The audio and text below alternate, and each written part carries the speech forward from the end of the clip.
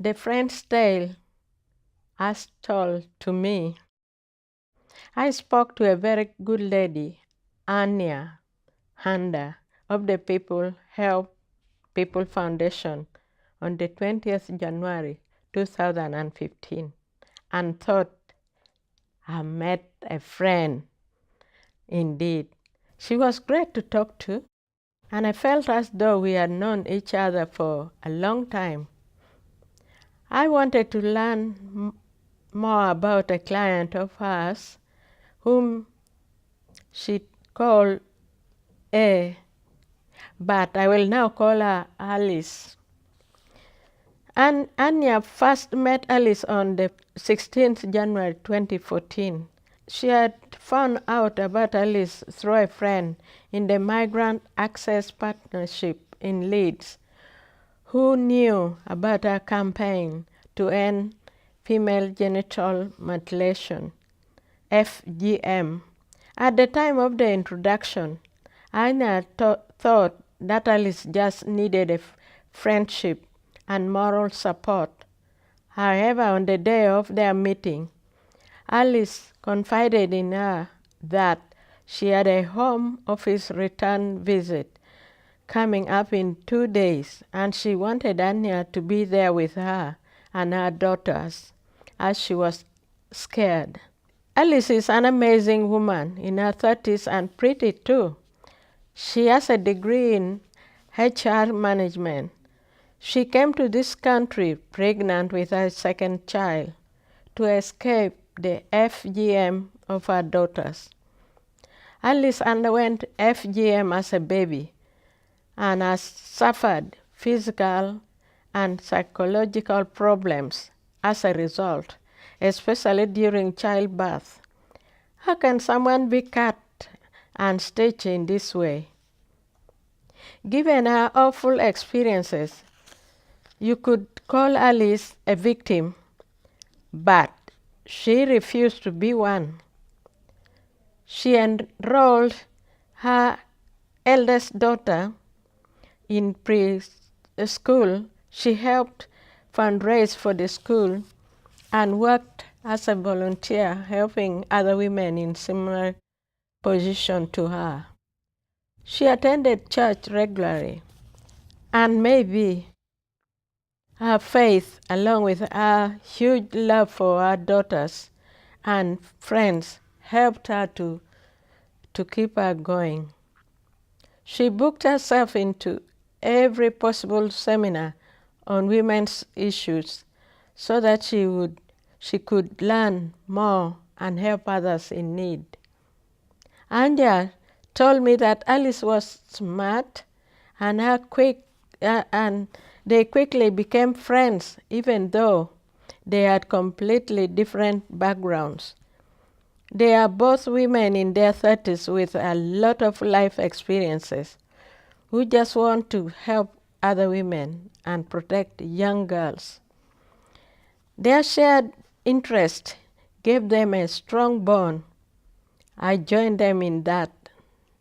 I feel as though I've known both of them all my life, even though I've not met them in person.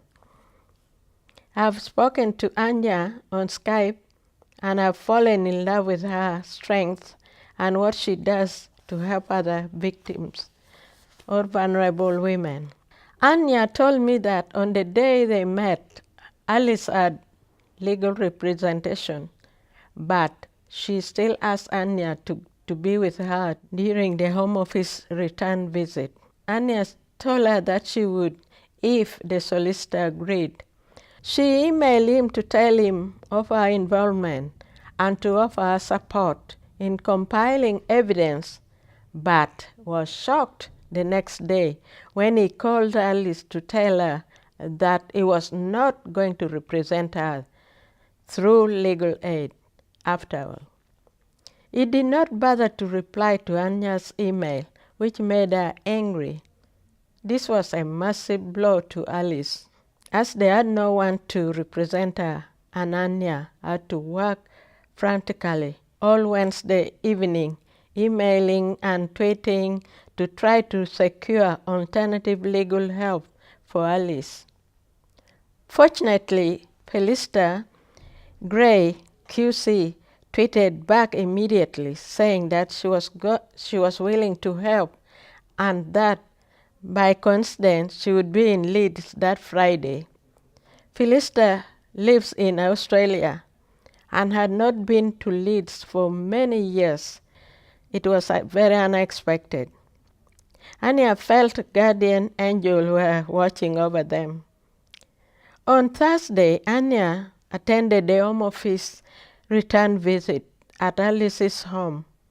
She had advised Alice that morning to take her elder daughter, whom she called B, but I call her Bobby, to school so that she did not have to witness the meeting. It was good advice because Alice fainted during the meeting and Anya had to take her youngest daughter, I will call her Rachel, upstairs because she did not want the little girl to witness her mom in such distress.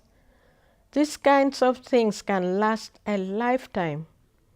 The Home Office staff present were considerate and checked on Anya and little Rachel while Alice was being treated by paramedics.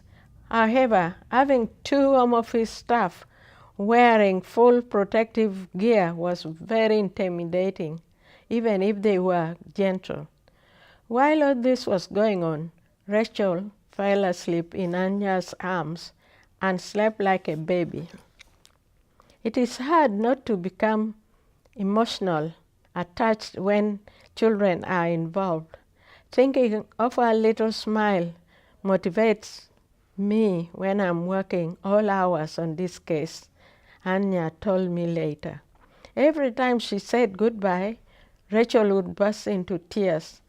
Anya's favorite memory of little Rachel was sitting in the back seat of her car, singing Hallelujah. She thought it was impressive for a toddler who was not yet even 2. Even if she did make up some of the words, it is a memory Anya will never forget. On Friday, Anya met with Felista, who had agreed to help with the case through a direct access agreement. She went with Anya to Alice's house to meet her and sign the paperwork. She also agreed to guide Anya through the process of compiling evidence, which was a massive task to tackle in such a short time. She told me that she worked late that Friday, putting together as much information as she would within that short period. She had no idea how she would be able to fit all in. Anya was also in the process of setting up a new organization that aims to put an end to FGM and gender-based violence through promotion of empowerment, health, and education initiatives for girls and women. Anya praised her 3 business partners for their support and for taking up most of the workload so that she could focus on helping Alice and her children in their needs. Anya felt that losing the first solicitor had been a blessing in disguise because the next day, a Saturday, Ben Davidson from Harrison Solicitors gave her a call to talk through the case. Ben agreed to put together the bundle of evidence and to represent Alice, even if he was not able to secure funding through legal aid. While all these legal battles were going on, they received support from organizations such as the Red Cross. There is not much in the way of protection available in Alice's home country, Nigeria. The main thing for Anja to do was to keep Alice and her children's spirits up throughout the waiting process. Alice suffered from depression and had to increase her medication in order to cope with the stress. Anja took Alice and the children out for walks in the park and danced around the living room with the girls, but did not feel as though she was helping much.